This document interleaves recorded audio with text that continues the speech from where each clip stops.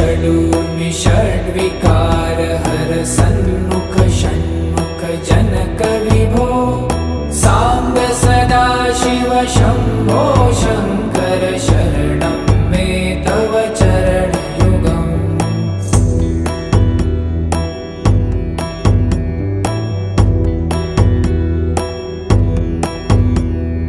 सत्यं ज्ञानमनन्तं ब्रह्मे ते लक्षणलक्षितभो साम्ब सदाशिव शम्भो शङ्कर शरणं मे तव चरणयुगम्। हा हा हू हू मुखसुरगायक गीता